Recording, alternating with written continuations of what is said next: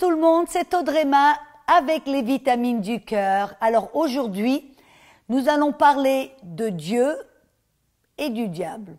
Pourquoi? Parce que nous avons un grand Dieu et il y a un petit diable. Voyez, je me rappelle d'un témoignage que j'avais entendu d'une dame qui avait toujours peur du diable. Elle était toujours en train de parler du diable. Le diable a fait ceci, le diable a fait cela.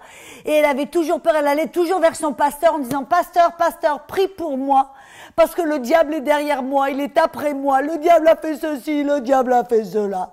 Et le pasteur, alors toujours voulait lui montrer, lui expliquer que elle, en Jésus, elle avait autorité contre le diable, qu'elle n'avait pas, que le diable avait été vaincu, qu'elle n'avait pas à toujours se soucier du diable et avoir peur de lui, voyez.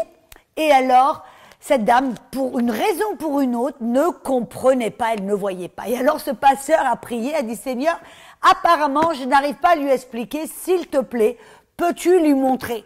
Et cette dame, un soir, alors qu'elle était au lit, elle s'était couchée, endormie, elle a eu un rêve. Et elle s'est réveillée avec ce rêve où elle était comme, elle entendait un lion qui rugissait, qui était là derrière un grand buisson, un arbre. Et ce lion rugissait, effrayant. Et puis elle est là, toute seule, elle tremblait comme une petite feuille morte.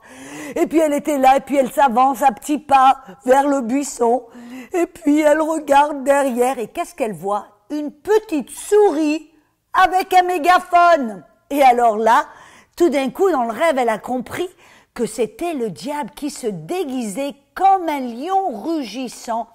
Comme un lion rugissant. Vous avez remarqué, il n'est pas un lion. Il se fait passer pour un lion rugissant, comme cette petite souris avec un mégaphone. Sa voix s'amplifie, son intimidation impressionne. Bref, il se fait passer pour ce qu'il n'est pas. Parce que toute autorité lui a été enlevée, et c'est Jésus qui a toute autorité, amen, et il nous l'a confié. Et vous savez qu'est-ce que j'ai découvert dans la Bible, qu'en fin de compte, le diable a zéro autorité. La Bible dit que Jésus a reçu toute autorité dans les cieux et sur la terre. Ça veut dire que s'il a toute autorité, le diable a zéro autorité. Et voyez, une fois, j'étais tombée sur un passage dans le livre d'Ésaïe, le prophète.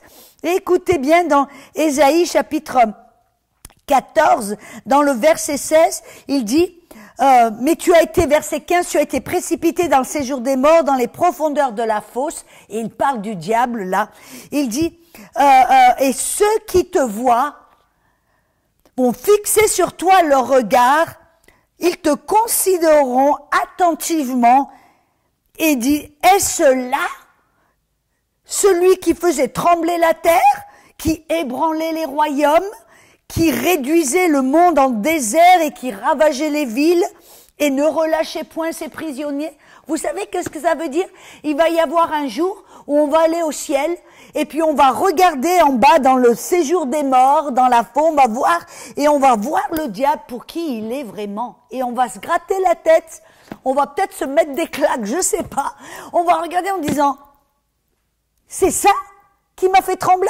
C'est ça qui m'a réveillé pendant la nuit? C'est ça qui m'a empêché de manger? C'est ça qui m'a fait peur? C'est ça? Ça? Voyez?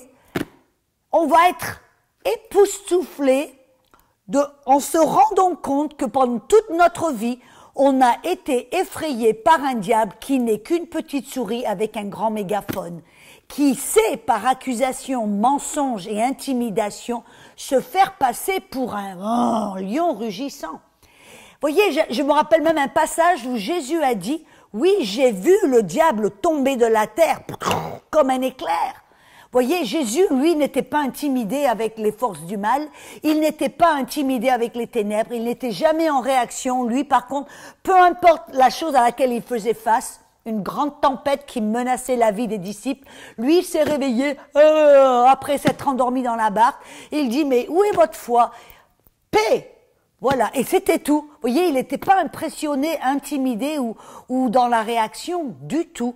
Et c'est là l'attitude que vous et moi, nous devrions adopter quand nous comprenons réellement que nous avons un grand Dieu et qu'il y a un tout petit diable. Alléluia. Et c'est intéressant, vous savez, je crois que ça se trouve, si je peux trouver le verset, ça se trouve dans Luc 11, 20, qui dit que Jésus chassait les démons par le doigt. Par le doigt. Qu'est-ce que ça nous montre? Vous voyez, dans un autre verset, c'est en Matthieu 12, 28, il dit qu'il chassait les démons par l'Esprit de Dieu. Donc c'est sûr, c'était l'Esprit, c'était la puissance du Saint-Esprit qui permettait à Jésus de chasser les démons, amen, avec l'autorité que Dieu lui avait donnée. Oh, gloire à Dieu. Mais vous avez remarqué le parallèle là. D'un côté, il dit qu'il chassait les démons par l'Esprit de Dieu, alléluia, mais il chassait les démons par le doigt de Dieu. Quand, vous voyez, quand on parle souvent de la puissance du Saint-Esprit, on voit dans Éphésiens 1, dans le verset 17, que c'est la même puissance qui a ressuscité Jésus-Christ des morts. Vous voyez, on voit cette puissance majestueuse et même qui la même puissance qui a créé tout l'univers. Mais quand Jésus avait à avoir affaire avec des démons ou des œuvres du diable, il dit qu'il chassait les démons avec le doigt. Vous savez qu'est-ce que ça nous montre? Que Dieu, il n'était pas impressionné et intimidé par les œuvres du diable. Amen. Il chassait les démons avec un doigt, comme on chasse une mouche. Après tout, le diable s'appelle le roi des Belzébub, le roi des mouches. Oui, voyez, on chasse les démons et les forces du diable, on devrait le voir de cette manière. Amen.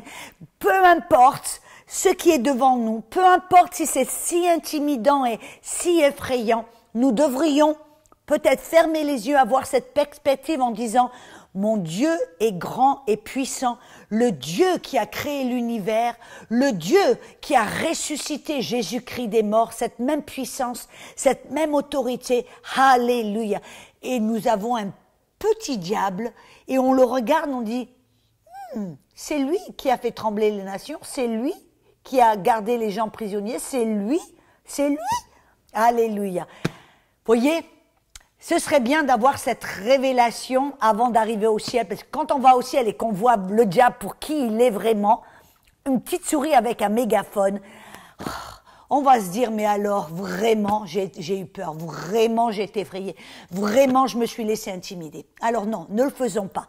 Demandons à Dieu de nous donner une révélation de sa puissance, de sa grandeur, de qui il est, et de nous donner une révélation de vraiment de l'insignification, je ne sais même pas si c'est un mot français, mais de comment le diable est impuissant, vaincu. Voyez, j'aime bien ça, la Bible nous dit dans Colossiens qu'il a été dépouillé de toute autorité, de toute puissance, et que Jésus en a fait un spectacle devant tout le monde spirituel. J'aurais bien aimé être là, j'espère qu'on va pouvoir le voir un de ces quatre, quand on va au ciel, avoir un replay, de voir ça, parce que voilà, Jésus, il a mis son pied sur le cou du diable, il en a fait un spectacle où tout le monde a vu le maître des ténèbres, vaincu, dépouillé, humilié. Alors mes amis, c'est le temps pour nous de s'en rendre compte, de le savoir et de ne pas se laisser intimider avec un petit diable, parce qu'après tout, on a un grand Dieu. Amen. On se retrouve bientôt pour les vitamines du cœur avec Audrey Mac. Et jusque-là, je vous aime.